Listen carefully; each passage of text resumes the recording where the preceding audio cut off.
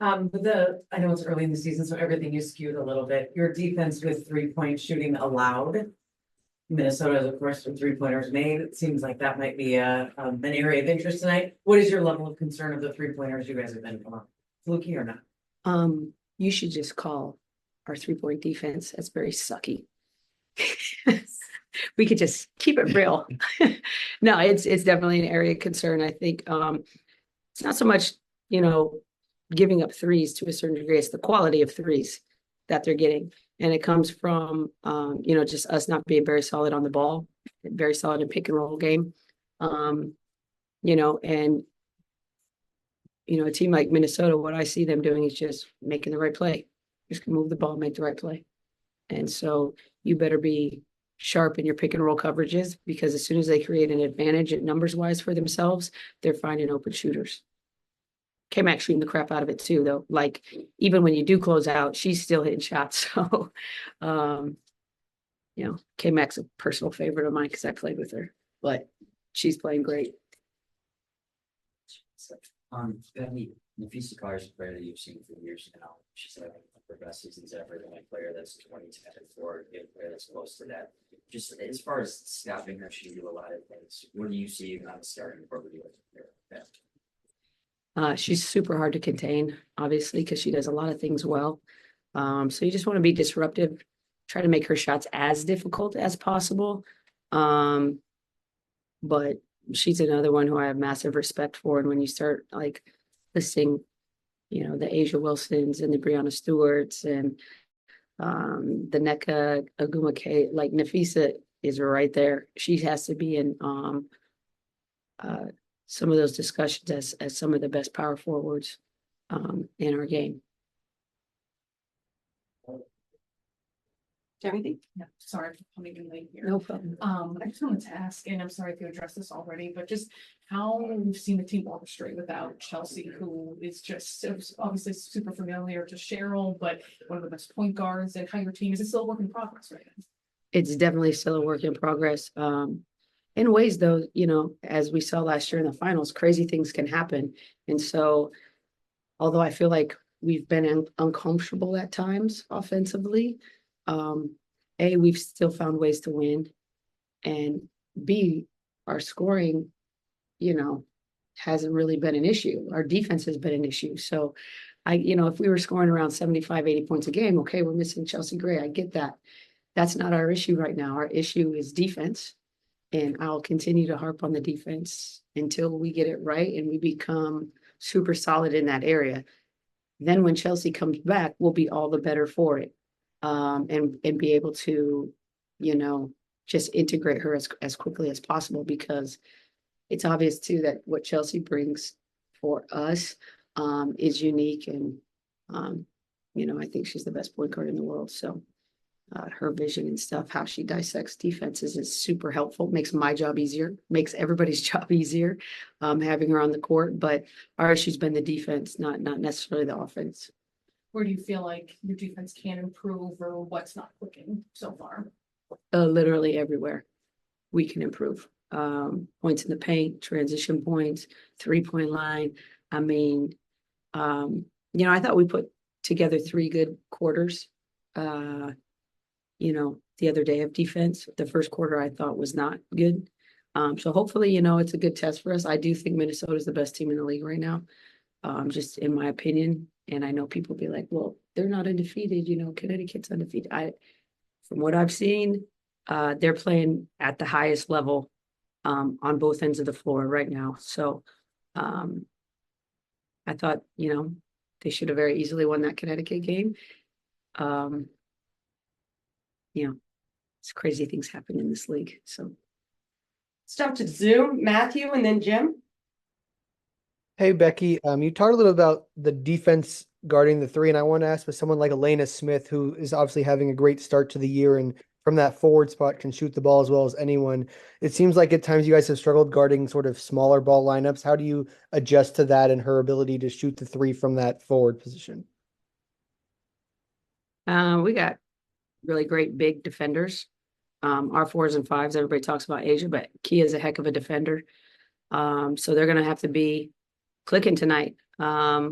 I think Alea's putting together a fantastic year so far. She's playing very confident. She moves. She does a lot of little hustle plays, slipping out to space real quick to get shots. But I could sit there and say, oh, we're going to break this down, and this offensive person, we're going to do this, and this offensive person, we're going to do this. To me, really, we're still building out our identity for this year. It's not like in years past. You know, we're not starting off with Candace Parker and Chelsea Gray and the year before that, you know. We're still very much putting some pieces together, and it shouldn't look perfect right now. You know, we're always going to strive for that perfect standard, all the while knowing it's not always attainable, but that doesn't mean we don't try hard to get there. And Jim? Hi, Becky. I just want to add on to that Elena Smith question. She's going through a renaissance in her career. She's threatening a double-double nearly every game, her figure so far at the start of the season.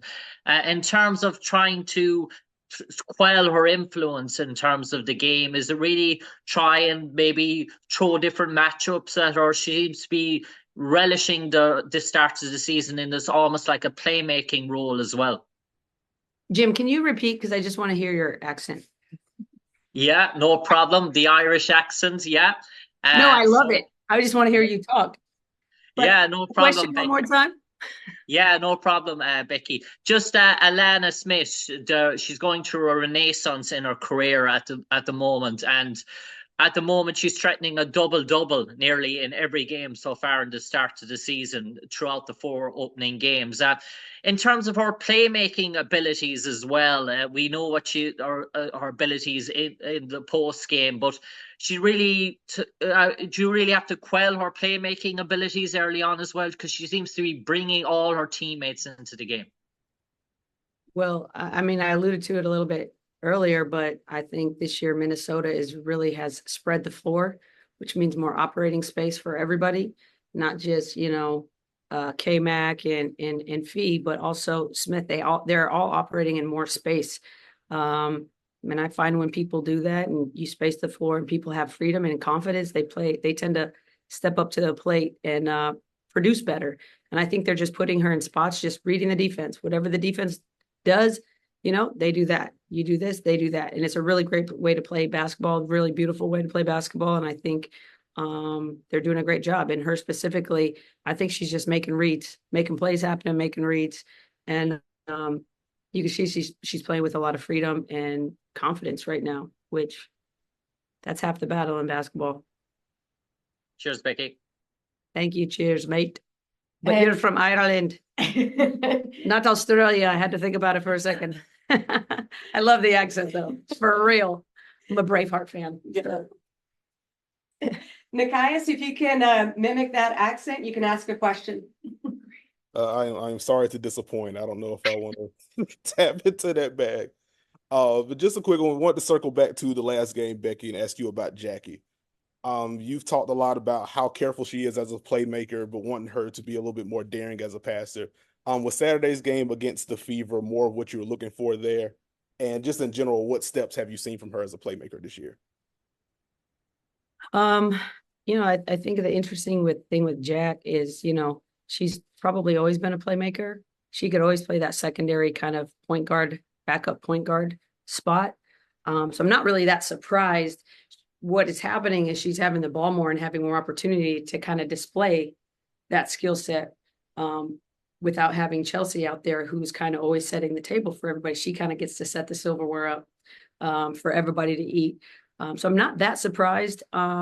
She, you know, I'll draw things and I have to equate before I draw it who my passer, shooter, screener is. Like, will Jackie be willing to make this pass? Because if it's tight, which some plays that I draw are tight, like you got to have it there and on the money, I'll switch the passer because I think if she thinks she won't be able to complete it, she's not going to do it because she's just ultra safe with the ball, which is great in ways.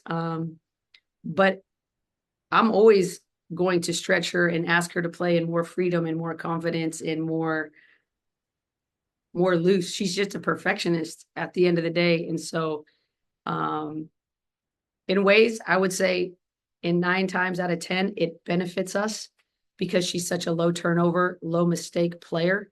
it benefits us, but there are times where I want to unleash the beast because she's incredibly smart, and just growing her into that leadership role, in that kind of command the room role. I say room, but like command the court. Like, you want the ball in your hands, and I'm willing to put that ball in your hands. And there's a responsibility and accountability that comes with that ball. So she's growing in all sorts of great ways. On her little card that I gave her, she's doing everything I've really asked her to do. So it's been impressive. And wait till she starts shooting the three better. We know she's a knockdown 3-point shooter.